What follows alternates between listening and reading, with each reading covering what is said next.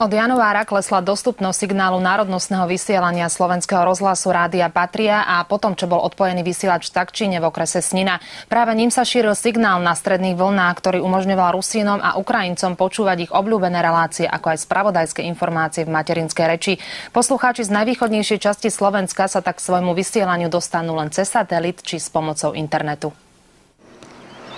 Do decembra práve cez tento dnes už odpojený vysielač z Takčín mohla pani Mária z obce Pčoliné počúvať svoje obľúbené národnostné vysielanie. To rádio asi 20 rokov môžeme povedať, že ste používali 20 rokov, ste tu našli tú svoju obľúbenú stanicu. Áno, a netrebalo nič, len som bolo nastavené a som si pustila bolo. A teraz čo? Na každom tom môžete krútiť celým tým gondíkom, prejdete celé tie stanice a tá stanica sa stratila. Ľudia už možno hovoria, že v tejto dobe už všetko je možné aj nemožné. Domáca pani býva spolu so svojou dcérou a tak má možnosť využívať aj modernú a kvalitnejšiu techniku. Spolu s celou rodinou sme čakali na kvalitný signál a nedočkali sme sa. Máme, ja to zapnem cez satelit. Až za Sninou je obec Klenová. Donedávna tu program televízie ponúkal len to. TV príjem už v obci je dokonca 6 staníc. No a na obecnom úrade a na silnom prístroji sme skúšali dopracovať sa k rusínskému rozhlasovému vysielaniu. Ako vidíte, neúspešne. Toto je národnostné, čo teraz Maďari sú. Odkedy je Takčín? Nech sa páči, nalaďte si to. Aj to, aby bolo počuť maďarčina, jak je. To je toto rusínske práve národnostné.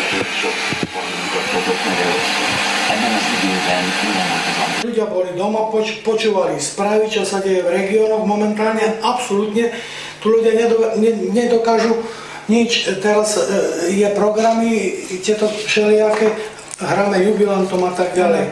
No tak počujú tam šum. Zaklopali sme aj na dvere tohto domu. Manželia Ocetníkovi nám ukázali svoje rádio, ktoré je už 6 mesiacov odložené. Nepoužívajú ho.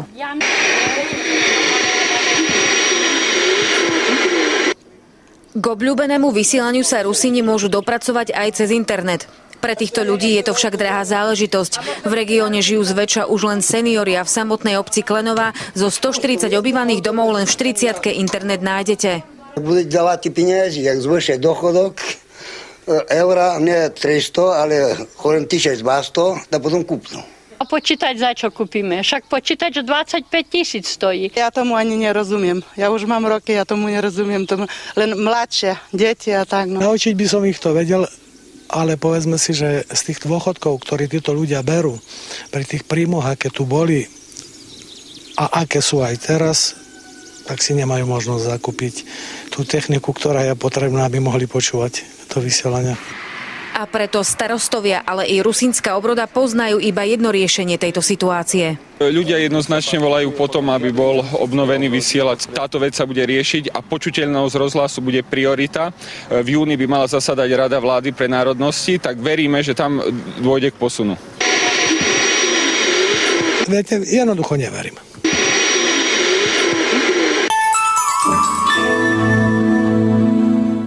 A o tejto téme sa prostredníctvom telefónu budeme rozprávať s Robertom Oravcom, riaditeľom sekcie techniky a informačných technológií Slovenského rozhlasu. Príjemný podvečer, počujeme sa? Dobrý večer alebo príjemný podvečer, počujeme sa. A s pánom Romanom Vávrom, hovorcom telekomunikačného úradu. Príjemný podvečer aj vám. Dobrý večer, prajem. Pán Oravec, prvá otázka bude smerovať k vám. Prečo vlastne bol vypnutý vysielač z Takčín, ktorý sa spomínal aj v našej reportáži? Tých dôvodov bolo niekoľko. Prvým dôvodom bolo, že vysielač v Takčíne mal výrazné prekrytie s vysielačom v Prešove. Druhým závažným dôvodom bola finančná situácia a financovanie šírenia v pásme stredných vln. A treťou rovinou, kvôli čomu bolo obmedzené nielen plošné, ale aj časové vysielanie v pásme stredných vln, bola kontrola Najvyššieho kontrolného úradu v januári 2008.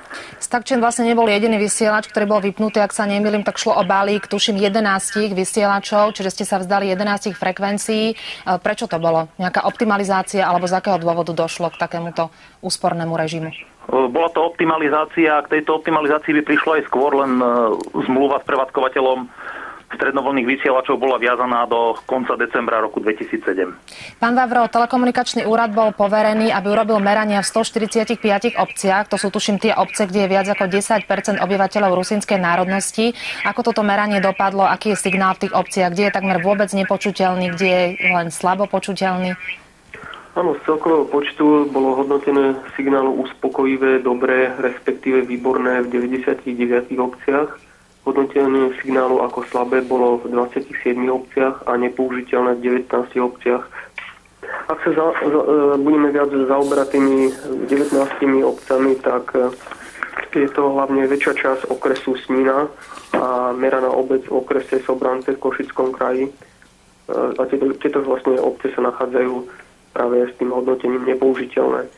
Tam, kde je slabý signál, to je menšia časť okresu Snina a potom sú to okresy Medzilaborce a Humenné, ktoré sa z časti nachádzajú ešte, kde je uspokojivý príjem, ale vo väčšej časti týchto obcí je už hodnotenie slabé. Hlavne tých 19 obcí ma zaujíma. Neviem, ako s týmito výsledkami naloží Slovenský rozhlas, pán Oravec. Čo sa bude diať ďalej?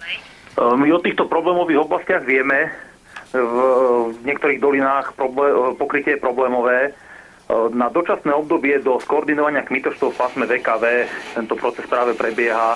Môžeme odporúčiť poslucháčom jedine príjem prostredníctvom satelitu nekodovaného na družici Astra 3A s programom balíku Skylink, alebo príjem prostredníctvom internetu, čo je pre túto oblasť trošku problematické, ale ten satelit a ceny satelitných príjimačov je v dnešnej dobe dostupné pre širokú vrstvu poslucháčov.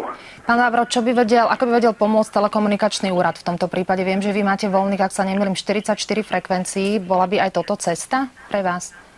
Toto sa konkrétne týka stredných vln, kde sú k dispozícii potrebné frekvencie, ale práve tie frekvencie, respektíve časť tých frekvencií nám Slovenský rozhlas vrátil, takže nepredpokladám, Slovenský rozhlas bude mať záujem ich opäť využívať. Ale pokiaľ by mal Slovenský rozhlas záujem opäť využívať strednovlnné frekvencie, tak nie je problém, sú k dispozícii a úrady na ne bez problémov vydá povolenie.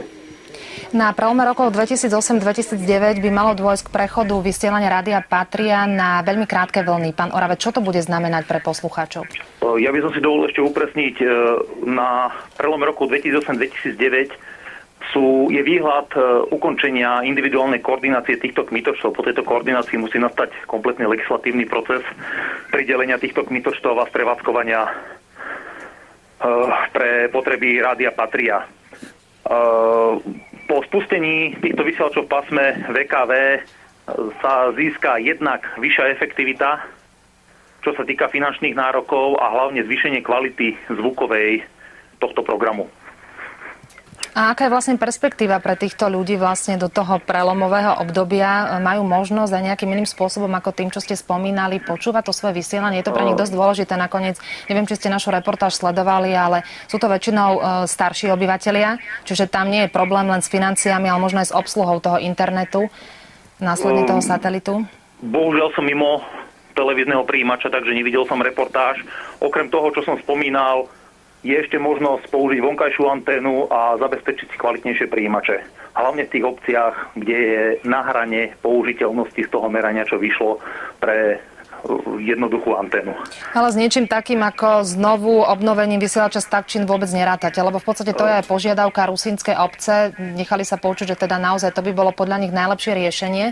Neuvažuje o niečom takom Slovenský rozhlas? Nemáme na prevádzku týchto vysielačov v rozpočte prostriedky voľné, ktoré by sa dali použiť a navyše bol tento vysielač demontovaný už. Čiže nie je to možné? Nie je to možné a nie je to ani efektívne. Ja by som si ešte dovolil poznamenať, že netýka sa problém nedostatočného pokrytia iba programu Slovenský rozhlas 5 Rádio Patria. Podobný problém je na všetkých programových službách, ktoré sú šírené v pásme VKV 2. Tá nedostupnosť signálu pre obyvateľstvo Slovenskej republiky sa pri jednotlivých programových službách pohybuje medzi 6 a 10% obyvateľstva. Ďalším problémom je vlastne aj obsah toho vysielania, ale to už pravdepodobne nie je vo vašej kompetencii, takže v tejto chvíli vám obom veľmi pekne ďakujem za užitočné a cenné informácie. Všetko dobré a do počutia. Do počutia, príjemný deň.